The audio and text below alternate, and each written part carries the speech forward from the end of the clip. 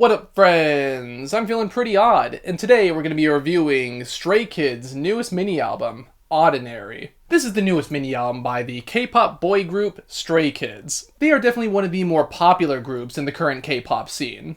Known for their noisy and genre-bending sounds, Stray Kids have definitely made a name for themselves over the past few years, especially as they're known for helping produce their own work as well, which is fairly uncommon in the K-pop industry. I've never really been a fan myself, however, I always appreciate when a group gets creative input in their work.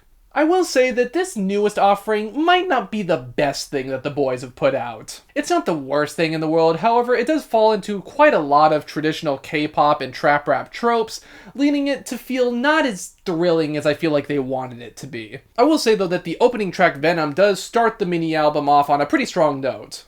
That cold and rigid beat is hard as hell, and the vocals have a pretty nice flow over it. Even the more poppy and melodic moments like on the pre-chorus keep that cool and calculated sound feeling pretty eerie and ominous. The raps have a good amount of aggression that largely matches the vibe that we got going on here, especially in the bridge, which takes everything up to 11 with the addition of the sirens and other sound effects. The ominous nature of this song also fits the spiderweb theming in the lyrics, as the boys are essentially feeling trapped in a relationship. The glitchy electro beat on Maniac is also pretty unique, I think. It has an interesting fluid flow to it that helps carry the track along. The vocals feel at home here as well, and even though I'm not really a fan of some of the drops that are present on this mini-album, I feel like the one on this track feels fairly natural. It's a fun combination of swagger-filled verses and a sort of demented-sounding chorus, despite its simplicity. This is definitely one of the better electro-influenced songs on this mini-album, and it also fits the lyrics about being wild and letting your personality run free. It does end a bit abruptly though, and I feel like we could have had a bit more progression to let the track breathe, help flesh it out a little bit more.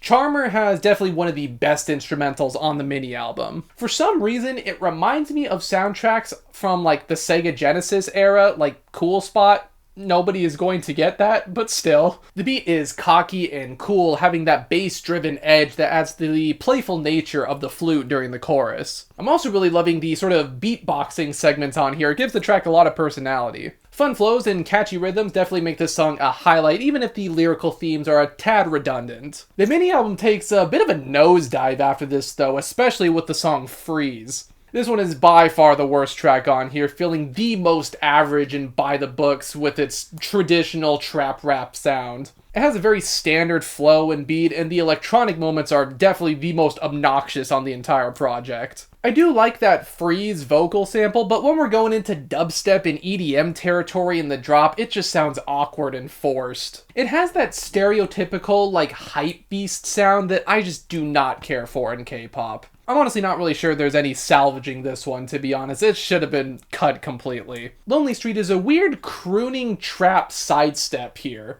This is especially present in the guitar backdrop alongside its very somber yet bombastic vocal style. It doesn't really do much for me though, with the very jarring instrumental switch-ups, and the vocals also take a big hit here. This is especially prevalent in the chorus, but the abundance of these vocal filters and effects just do not do any favors for this song. It feels like it was done for stylistic purposes, but they're treading this middle ground that doesn't make it sound very committed to that sound. That sound certainly can work, like with artists like Jackie Y, but here it just sounds kind of half-baked. I do really appreciate the depiction of isolation in the lyrics though, as it's a pretty different and uncommon topic in the K-pop scene, so I always like it when K-pop gets a little bit dark. Waiting for us, the next track is kind of your obligatory K-pop ballad. It's not bad per se, it just sounds a bit standard. The acoustic guitar and vocal stylings are pretty lush, and the song does have some pretty interesting texture for the more simplistic angle that it's going for, at least. The addition of the more subtle beat and guitar have a pretty nice effect, and I like when it goes into this sort of power pop territory at times. Again, it is fairly standard and by the books, however, it does have a decent amount of heart put into it seems. It almost reminds you of like some J-rock ballads at times too, which is pretty cool. The lyrics are your typical love-influenced ballad stuff, however, I do like the sort of winter turns spring imagery that we got going on here. The last track, Muddy Water, is by far the best song on this project. Like, goddamn, where the fuck was this hiding the entire time? We got some real boom bap vibes here with the punchy and lush beat alongside that emphasis on the piano. Love the vocal cadence too, feeling very smooth and confident with a hint of swagger to it. The ominous and somber tone are contrasted very well by the energy that the boys' vocals bring, and the members all seem to bounce off each other really nicely. I also appreciate the different vocal styles and deliveries on this one, letting each member shine. There's some fun self-empowerment angles in the lyrics as well, with bars like, "I execute all the shadows around me, call me Demon Slayer." I don't know what changed in the production booth here, but they should seriously hone in on this. They got some good shit going on here. This is a very odd mini-album to me.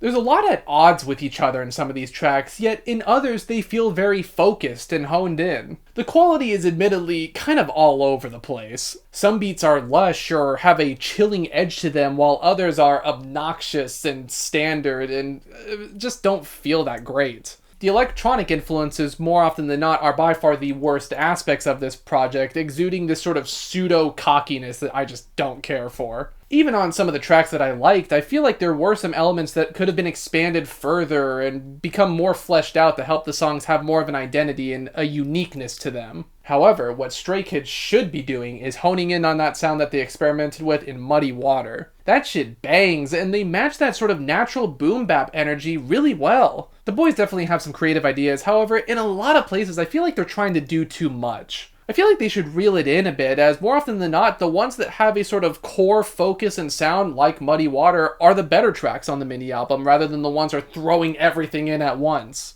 If they were to focus on sounds like that, I feel like they would be able to make a very consistent and solid project, but as this stands right now, it just sounds messy. I'm giving this new Stray Kids mini-album a decent 5. But of course we do have to talk about album covers on this show, and this is not a good album cover. It feels very like 2000s era nu metal almost. Also those kind of mid-2000s edgy electronic projects as well. There's just too much shit going on here. The text is not great. Color scheme is like okay with its purples and greens and stuff, but again, you need to simplify this. There is so much going on here. I can't focus on anything. Things are just falling on top of one another. You need to really strip it back, focus on a few core elements that capture the nature of your project, and go from there. There's just too much shit going on. But of course, those are just my thoughts about this new Stray Kids mini-album. What did you guys think? Do you actually like this shift in sound? Do you think like they were onto something here? Or would you rather see them hone in on these sort of classic boom bap sounds, or just strip it back a bit? Let me know. Be sure to like, comment, subscribe, ring the bell if you too are pretty odd. And until the next one, farewell.